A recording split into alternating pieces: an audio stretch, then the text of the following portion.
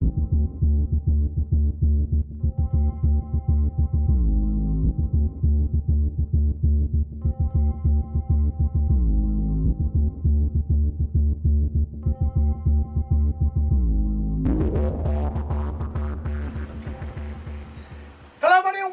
to part 2 of episode 55 of Top Rope Reality here on the YouTube. And we're going to talk, we talked about WrestleMania.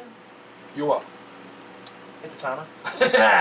We talked about WrestleMania. Behind the scenes stuff right there. Last year. We did talk about WrestleManias leading up to WrestleMania.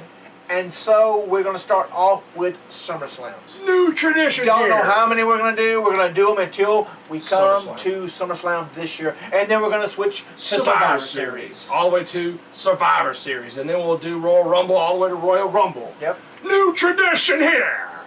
So since it's the new season. That's right. So get ready to be bored to death as we talk about past SummerSlams. Possibility, yes. But it's fun to look over it and to see all the managers. And it's the same way as with WrestleMania. We got manager, and as the years went by, it's less and less and less matches probably too. Well, this is only 10. This is 10 at the first Survivor Series. Kind of low. You should have said Survivor Series, but okay. That's SummerSlam. Probably only 10 matches on Survivor Series. S and S, so it's bad. Yeah. Hey, 10 for Survivor Series is a lot because they're all tag team matches. I know. I love it. I wish they'd come out of that. Right? That's another time for that's in November. That's another discussion. But SummerSlam 1988, the tagline was "Where the Mega Powers Meet the Mega Bucks." Date was August the 29th, 1988, and the attendance was 20,000 people in Madison Square Garden, the Mecca, MSG. Exactly, not the stuff that Asian people put in the food. And they started off with the British Bulldogs, Davey Boy Smith and Dynamite Kid taking on the fabulous Rougeau brothers. Jacques and Raymond Rougeau. I never said their last name. Ended in a 20-minute time limit draw. Unheard of. Unheard of. They don't ever do that. There's no time limits now. I know, which kind of sucks. Because they need to do that sometimes. So a match will end on a time limit, which is like, you know. It'll continue things going. That's right. Exactly. They've got 10 seconds. Somebody's got to do something, and you can't get 1, 2, 1, 2, 1, 2, ding, ding, ding. Exactly. You know. So. And in the second match, the person who lost must have pissed somebody off because Bad News Brown won a match as he beat Ken Patera at 6 minutes and 33 seconds. With the Ghetto Blaster.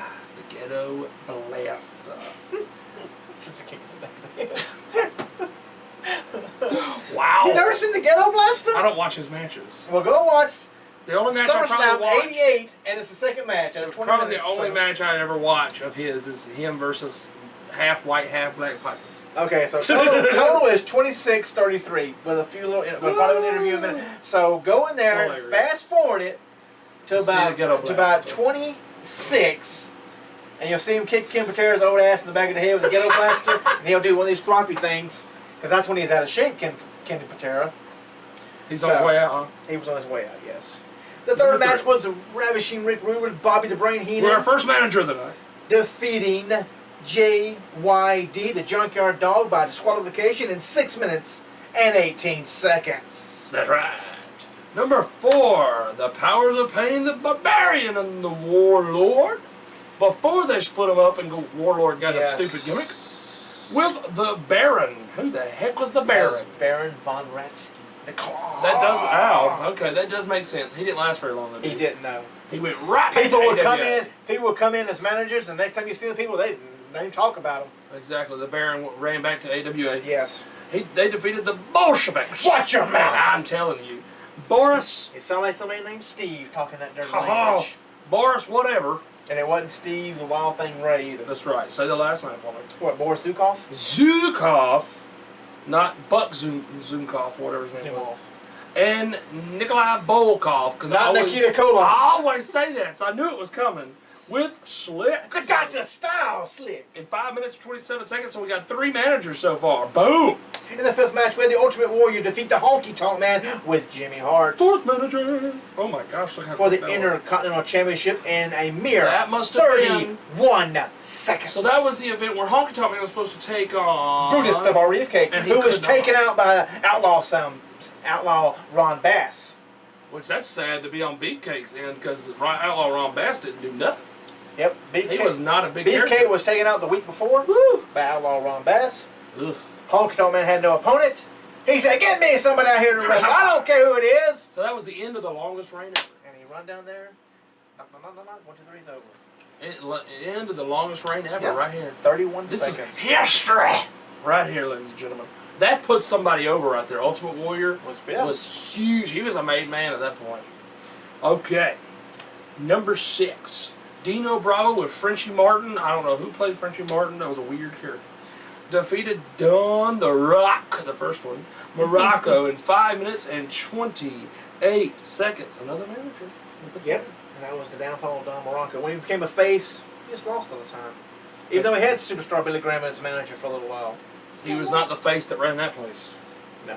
No. The 7th match on the card was Demolition, Axe and Smash, with the champions with Mr. Fuji and Jimmy Hart. Why do they have 2 managers? Because Jimmy was against the Hart Foundation. Oh, so who they defeated. They just joined up with the Hart Foundation. 9 minutes and 49 seconds. 9:49. To retain the tag team title. Big Boss Man was slick, defeated Koko Beware, but yet Koko Beware in the Hall of Fame before Big Boss Man. And Demolition. Oh, God. Dino Bravo. Don Morocco's in there, are they already? Honky.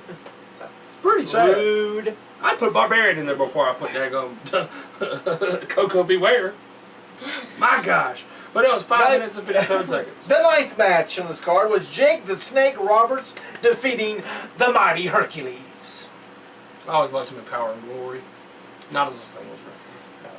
Number 10, I got the honor and privilege of announcing the main event. The main event of SummerSlam 1988 was the mega powers of Hulk Hogan and Randy Savage. You got lust in your eyes, and they were Duggan defeated the Mega Bucks, Ted DiBiase and André the Giant with Bobby Heenan and Virgil. Jesse Ventura was the special guest referee. 13 minutes, 57 seconds. So you're telling me the opening match went longer than the main event. But that means there was 1, 2, 3, 4, count them, buddy, 4 tag team matches.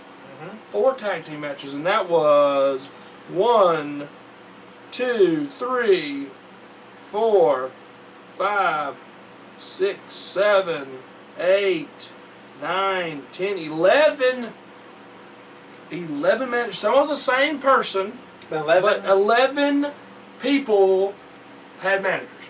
Maybe not even 11 people, because some of them were double managers. But still, there was a presence 11 times of managers. And people, we harp on them all the time. Maybe some of these people in NXT can't cut the mustard as wrestlers. But they got good talking. So Enzo Amore ever gets injured, that man can be a great manager. He needs to be a manager, yes, if he gets hurt. Because he may be able to cut it, but if he gets hurt, he should have that to fall back on. Yes, because he's a great talker. But that is the entire 10 matches there. So if you're going to go and say, you know what, I want to watch some SummerSlam pay-per-views, you need to go watch it. Number 1, because of the Ultimate Warrior defeating Honky Tonk Man, ending a great reign. At the same time, you need to watch because of the Mega Powers and the Mega Bucks. Yep. Two mega matches that really were classics. Really like big things that are still talked about today. Oh yeah. So that's 2 reasons right there to go watch this pay-per-view. So, and of course, seeing a time limit draw in the opening match, that's pretty much unheard of too. Yep. They start off with it. It's kind of, hey, it's a new pay-per-view. Let's start off with something big. Let's go a time limit. 20 minutes. Right. Tag match, too. Yes. And that's the sad thing. You never hear when the announcers announce people, there's no time limits anymore. It's pretty sad. That's something they've gotten away from it. I don't like it, Yeah, because it gives it more to it. Because, I mean, I love the TV titles. Yeah. When you were like, oh, you have 30 seconds left of this matchup. Because they only had TV time limit draws. Yes. All the time. Because they had a certain amount, I think it was 15 minutes, 10 or 15 minutes for a TV title match. This match is for 15 minutes or TV time alone. Yes. Exactly.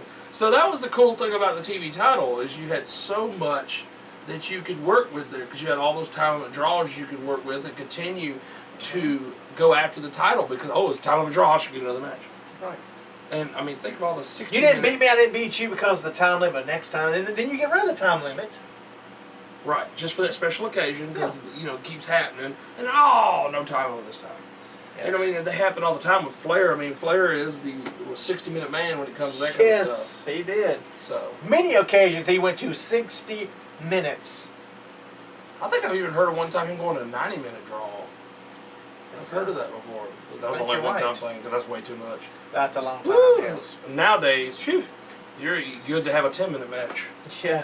People are like, oh, 2 minutes. Exactly. But next week we're going to talk about SummerSlam 1989. Like We're 80-year-old. We're going to go in order for a while. We may skip around. Depends on how much we get. That's true. Because like I said, the newer one, the earlier years, the matches may not have been great, but the shows were better. Right. More unpredictable than it is today. Right. So. Because back then it really wasn't considered the number 2 pay-per-view behind WrestleMania. It wasn't the WrestleMania of the summer. No. Nowadays it's supposed to be the WrestleMania of the summertime, so it got bigger throughout the year. So it's going to be interesting as we get further and further into SummerSlam. But that is it for part 2, and part 3, of course, is everybody's favorite. Everybody's favorite. Everybody's favorite. It's going to be countdowns. Oh yeah, so we got a few Countdowns. countdowns. Yes, we do. On the docket today. And you know what? We're just going to give you a teaser to see if you'll come back. 7 ways WWE could take the Shield out of Roman Reigns. Well, how about this one? 12 current WWE superstars who could be legends reborn. Very nice. And we're going to talk, we got 30 greatest villains. We're not going to give you all 30. We're going to give you the first 10. The first 10. 30 through 21. There you go. So come on back to part 3 of Countdowns. And see if you agree with what we say on these countdowns. That's right. We'll see you in a few clicks right here at Top Row Reality.